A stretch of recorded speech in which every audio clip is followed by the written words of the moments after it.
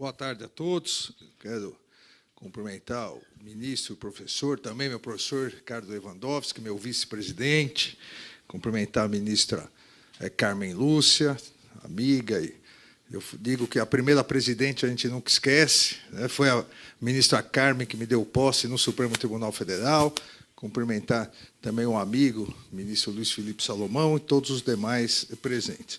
Antes de dizer o que eu ia falar, eu fiquei feliz com a fala do ministro Toffoli, porque, comparando os números, ainda tem muita gente para aprender e muita multa para aplicar.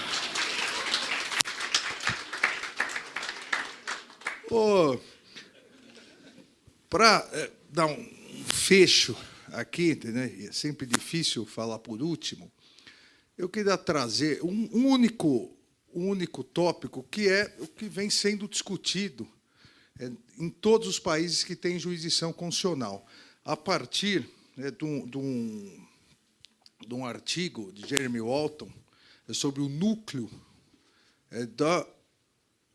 de controle exatamente contra a ampla possibilidade de revisão judicial.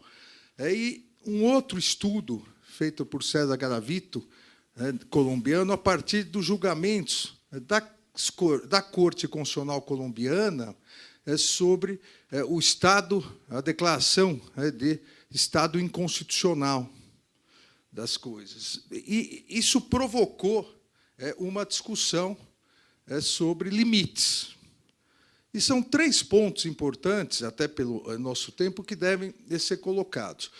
Primeiro, quando se critica algo, nós temos que saber o porquê isso passou a existir. Esse é um primeiro ponto, que, infelizmente, e diferentemente de outros países, no Brasil, às vezes, a crítica é pela crítica.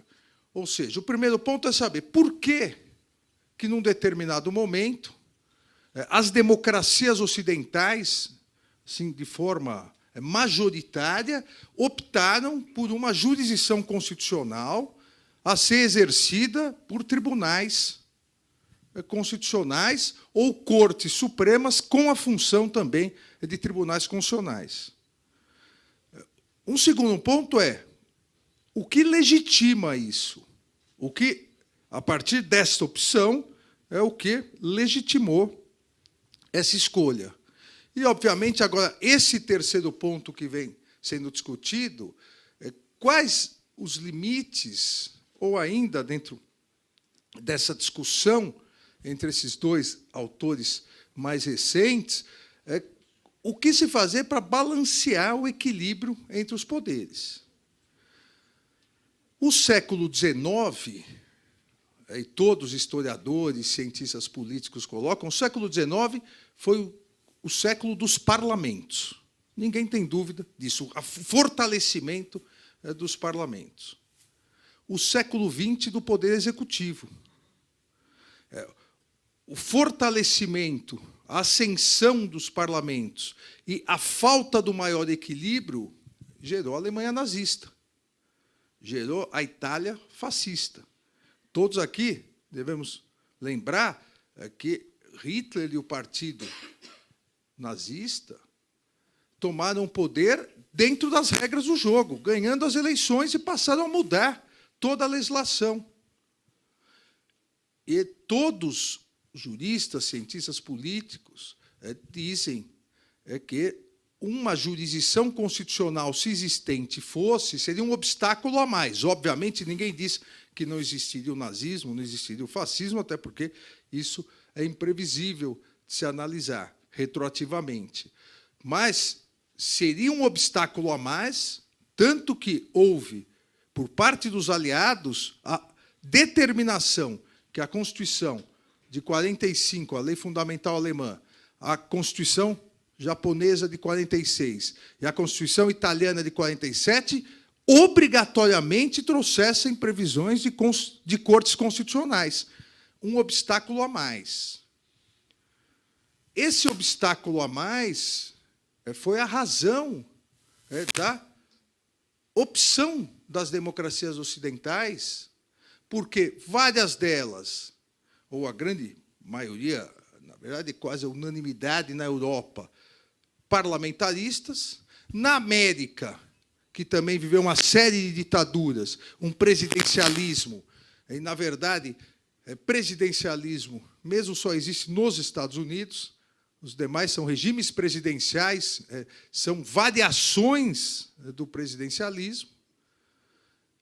E os dois regimes acabaram concordando, tanto na Europa quanto nas Américas, a necessidade de um órgão colegiado, não unipessoal, fazer valer a Constituição. Então, foi uma opção, e nós devemos recordar, não foi uma opção do judiciário, não foram juízes que acordaram um dia e disseram, a partir de hoje, quem interpreta a Constituição por último somos nós. Foi uma opção política, foi uma opção do mundo político, foi uma opção dos parlamentos, foi uma opção dos congressos nacionais e executivo em outros países. E o que legitimou isso? E continua legitimando? O que legitimou e continua legitimando é a mesma legitimidade concedida pela Constituição ao Executivo e ao Legislativo. As regras constitucionais determinam isso. Ah, mas só quem tem voto... Não.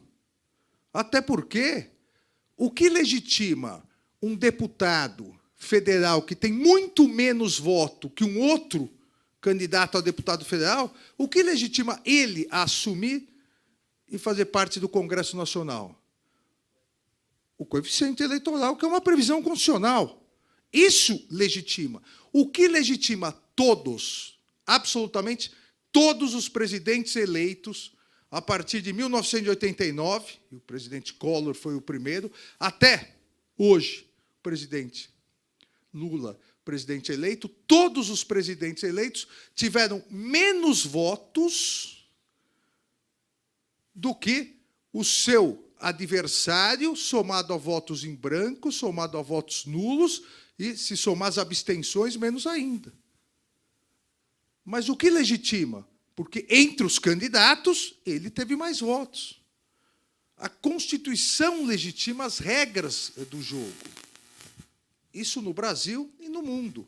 Houve razões, opção política, há legitimidade. Agora, há necessidade da manutenção e há a necessidade sempre de aprimoramentos. Tanto o ministro Ricardo quanto a ministra Ricardo Lewandowski, quanto a ministra Carmen Lúcia, colocaram essa evolução crescente, realmente, da atuação do Poder Judiciário, e principalmente das Supremas Cortes. E esse é um primeiro ponto discutido nesse artigo de Jeremy. Olha, qual é o primeiro ponto da autorrestrição? Verificar se, dentro do jogo político eleitoral, dentro dos poderes eleitos, se houve uma solução compatível com a Constituição. Vejam, não é se a solução foi a melhor ou a pior. Não é se o Supremo Tribunal Federal ou um tribunal constitucional concordam com aquela solução. Dentro das regras políticas, a legislação foi feita e atendeu à Constituição, nesse caso, deve haver uma autorrestrição dos tribunais constitucionais e do Supremo Tribunal Federal. O primeiro gatilho para a atuação da jurisdição constitucional é a omissão na regulamentação da Constituição, que acaba gerando a ineficácia da Constituição. E nós tivemos, o ministro Ricardo Lewandowski se recorda, a ministra Carmen Lúcia, nós tivemos inúmeros exemplos de julgamentos no Supremo que, passados mais de 30 anos, não houve regulamentação, não houve implementação. Isso ninguém discute, que é função de um Tribunal Constitucional, do Supremo Tribunal Federal, efetivar a Constituição. Então, esse primeiro ponto é um ponto que deve ser realmente analisado. Os tribunais constitucionais, as Supremas Cortes, não devem querer fazer prevalecer a sua vontade subjetiva em relação à vontade subjetiva do Congresso Nacional ou do Executivo, dentro das suas competências, desde que compatível com a Constituição, a vontade dos poderes eleitos na legislação deve prevalecer. Do outro ponto, isso muito debatido a partir dessas decisões da Corte Constitucional colombiana, a necessidade de uma democratização e maior transparência das decisões das Cortes Constitucionais e dos Supremos, das Supremas Cortes, no nosso caso, do Supremo Tribunal Federal. E, no Brasil, nós avançamos muito nisso a partir da legislação em 99, das duas leis, da Lei 9868, de 10 de novembro de 99, da 9882, de 4 de dezembro de 99, que previram mecanismos que só décadas, duas décadas depois, outros países adotaram. Audiências públicas, para trazer à discussão especialistas, os amici curiae, a participação que precisa ser melhor utilizado no Brasil, amicus curiae, no plural, o amici curiae é amigo da corte, é amigo da defesa da Constituição, é amigo da interpretação da Constituição, não é amigo da parte que tem interesse. Essa banalização na utilização da figura do amicus curiae pode custar caro, porque é uma forma de democratização, uma forma de participação daqueles que têm a colaborar para a discussão ampla. Vejam que audiências públicas e amici curiae equivalem ao que sempre existiram no Congresso Nacional, nos parlamentos, a ideia de trazer a sociedade civil organizada para debater. Essa democratização é muito importante para ampliar a legitimidade.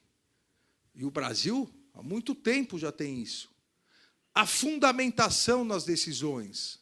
Há cortes, e não é o caso do Brasil, que sempre utilizaram a fundamentação dos considerandos. Outras que nem fundamentavam. É uma necessidade a fundamentação. A fundamentação é o diálogo da corte com a sociedade. Não significa que a corte se justifique devolver aquilo que não existe, nunca ninguém identificou, mas todos gostam de falar, as vozes das ruas, o clamor popular, não é isso. Mas deve fundamentar para dizer, eu decidi isso por causa disso. E não há nada mais fundamentado do que os votos do Supremo Tribunal Federal, diríamos até, né, às vezes, exageradamente fundamentados. E a transparência nas decisões. A Suprema Corte norte-americana proíbe até hoje fotografias. Tem aquele... Há pouco tempo autorizou alguém que pode desenhar. Nós, no Supremo Tribunal Federal, temos que tomar cuidado, porque está sempre filmando. Se se abaixa para pegar alguma coisa, se você faz uma careta, alguma coisa, alguém está lá filmando. Ou seja, as discussões... o Supremo é muito briguento, os ministros brigam. Nunca houve isso. Na Suprema Corte, nós nunca vimos, americana, nunca vimos ninguém brigando, lógico. Eles brigam e se matam dentro da sala secreta, assim como na Suprema Corte argentina. Depois, eles só proclamam o resultado. Exatamente por isso, a bancada é de frente, eles não conversam entre si. A nossa bancada é em U, porque há os debates. Então, sempre é possível aprimorar. Mas os mecanismos exigidos por essa nova discussão teórica, a partir de casos práticos, nos Estados Unidos, na Colômbia, e que na Europa não vem sendo tão discutida, porque o ataque lá é outro, Mas esses mecanismos existem já no Brasil. Podemos aprimorá-los? Sim. Assim como, isso é uma discussão no mundo todo, assim como sempre é possível aprimorar sabatinas, a escolha. Quando a corte mais ativista dos Estados Unidos foi a Corte de Warren, que exatamente acabou com iguais, mas separados, a discriminação racial nos Estados Unidos, implementando. Em filme, a gente vê que em 1h30 isso acabou. Lá levou 14 anos, na verdade, para a implementação das decisões da Suprema Corte norte-americana. Quando os republicanos ganharam depois com Nixon, o establishment republicano achava muito ativista a Suprema Corte. O que fez? Vamos aumentar o número de ministros? Vamos diminuir a idade para tirar ministros? Não. Vamos preparar nas faculdades, criaram disciplinas, discussões sobre autorrestrição, e vamos escolher juízes e sabatiná-los não ativistas, verificar os artigos, verificar os que escrevem. Ou seja, há mecanismos para isso também. Então, mecanismos existem. A legitimidade é garantida pela Constituição. E as razões pelas quais houve essa opção pela jurisdição constitucional continuam plenamente vivas. A necessidade de implementação e de eficácia máxima das normas constitucionais. Obrigado e boa tarde a todos.